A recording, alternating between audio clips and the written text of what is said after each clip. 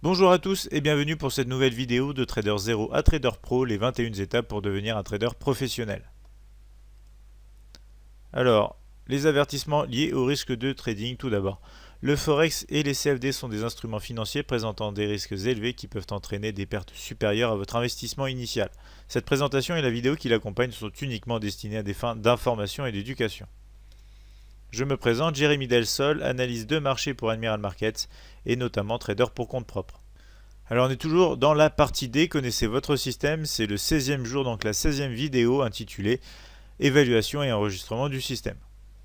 Alors dans cette partie on va voir les statistiques donc, du compte de trading, on va voir les évaluations autour donc, de ce compte de trading et notamment les courbes du fonds propre et les drawdowns. Si vous souhaitez retrouver plus de vidéos et de contenu, je vous invite à nous retrouver sur notre chaîne YouTube dont vous avez le lien juste ici. Alors les statistiques. Afin de pouvoir comptabiliser ces statistiques, vous avez différents moyens. Vous pourrez donc générer un trading journal, c'est-à-dire vous créez un tableau Excel où vous pourrez rentrer vous-même vos positions, vos pertes, vos gains, vos nombres donc, de positions gagnantes, nombre de positions perdantes, les montants en euros correspondants et ainsi générer vos propres statistiques, ou en revanche vous pourrez utiliser par exemple le site MyFXBook qui est très bien fait, je le recommande.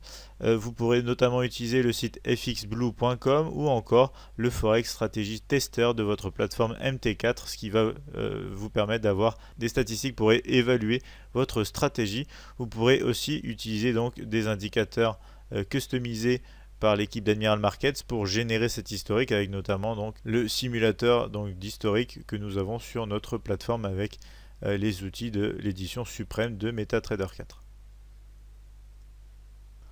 Alors, ces évaluations vont tourner bien évidemment autour des critères de notre stratégie. Ici, on va prendre comme référence la stratégie ZTH 4 d'Admiral Markets. Donc l'échelle de temps correspondante, ça va être bien évidemment un graphique en H4. Ici, on va avoir une stratégie qui va pouvoir rester d'actualité face donc aux publications économiques, c'est-à-dire qu'on ne va pas forcément sortir de position à l'approche d'un événement économique, on restera en position, ce qui conduit directement donc au timing. Vous allez pouvoir donc gérer vos positions de manière partielle puisque vous serez sur un graphique en H4 et vous n'aurez pas besoin donc de vérifier votre graphique, vos écrans toutes les 5 minutes. Vous pourrez donc trader de manière partielle. C'est donc un style de trading qui est plus relax, plus détente par rapport à tout ce qui est vraiment day trading et scalping. Il faudra donc aussi faire attention aux paires qu'on va trader. On a conseillé dans les vidéos précédentes donc de trader les paires en dollars américains et en yens japonais. On aura notamment la notion de risque face aux gains espérés par position, élément qu'il faudra bien sûr tenir compte quand vous souhaitez prendre position. Il faut vérifier que votre risque reward va être notamment intéressant. Alors toujours dans l'évaluation ici, on aura la courbe des fonds propres, on aura le drawdown, l'historique donc du système de trading en soi, donc la partie backtesting avec l'espérance de gain, autrement dit les récompenses prévues, et ce ratio toujours de gain versus perte. Alors on va regarder les courbes des fonds propres ici. On a deux exemples, un exemple positif et un exemple négatif. Si on prend ici l'exemple positif, on va voir donc qu'au départ donc, de ce compte, on se situe juste ici. On va avoir une évolution avec des corrections. On va être en négatif sur ce compte même au début. Et ensuite on aura une correction avec une impulsion à la hausse, suivie d'une correction, d'une impulsion, d'une correction, d'une impulsion, d'une correction et d'une impulsion. Ici on voit bien donc qu'on a un mouvement général haussier. On a des corrections, des retracements même qu'on pourrait appeler comme si on analysait donc cette courbe comme un graphique donc sur le Forex. Mais on va toujours avoir donc une impulsion plus forte à la hausse avec des retracements plus en général plus petits, ce qui va nous permettre de toujours progresser en territoire positif. En revanche, ici, on peut regarder donc un exemple négatif. Notre compte démarre juste ici. On va avoir une petite progression, mais des impulsions baissières toujours plus fortes que les retracements, ce qui va nous emmener de plus en plus à la baisse. Et on va notamment avoir des mouvements très incertains. Donc avec ici une période de range, on aura d'un coup un fort On aura d'un coup une forte montée ici avec une forte baisse, ce qui traduit ici une stratégie qui n'est pas très stable, une stratégie qui va avoir vraiment des pics. C'est pas vraiment ce qu'on va chercher dans une stratégie de trading, dans un plan de trading. On va essayer de trouver un certain équilibre sur l'évolution donc de notre fonds propre. Ils doivent donc, comme je l'ai dit, montrer une tendance positive. Les pertes peuvent bien évidemment se produire, ça fait partie du trading. On sait très bien que notre système aura un certain pourcentage de taux de réussite, mais aussi donc un certain pourcentage de taux de perte. Après, ça va dépendre du risque qu'on va prendre et de certains facteurs qui seront compris dans notre stratégie. Alors, on va parler maintenant des drawdowns. Alors, les drawdowns, c'est quoi? C'est une réduction du capital, c'est-à-dire c'est une perte sur votre capital. Ça se produit après une série de pertes. Donc c'est un cumul de pertes. Il faudrait beaucoup de temps pour revenir en profit si le drawdown est important. Donc par exemple, si on va perdre 20% de notre capital, notre drawdown va être donc de ces 20% et on va avoir plus de difficultés à remonter la pente. On va voir qu'on a un drawdown relatif, absolu et maximum. Donc le drawdown absolu, c'est quoi? C'est la différence entre le dépôt initial et la valeur la plus petite des fonds propres.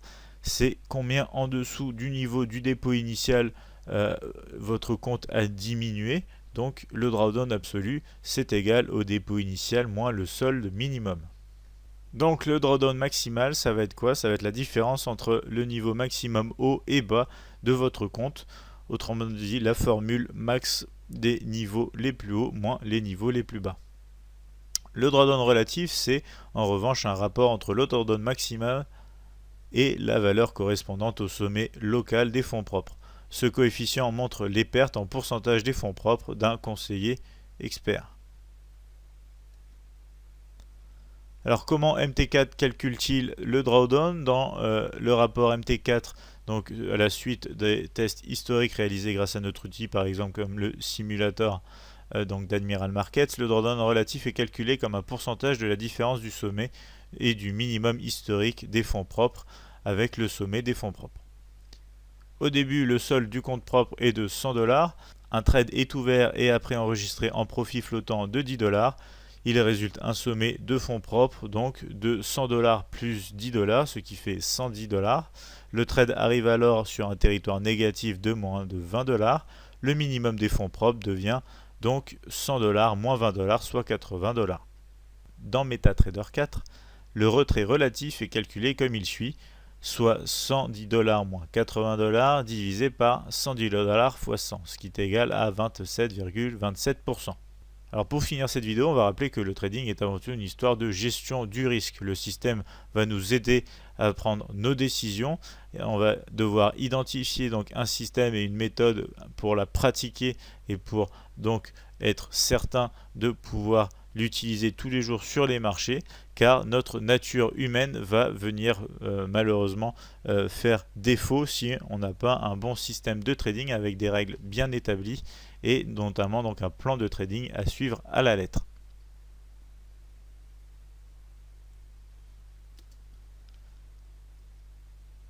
Alors voici pour cette 16e vidéo de la série de Trader 0 à Trader Pro, les 21 étapes pour devenir un trader professionnel. Si vous souhaitez nous contacter, je vous invite à nous appeler au 01 83 75 48 97 ou encore par mail à support@admiralmarkets.fr.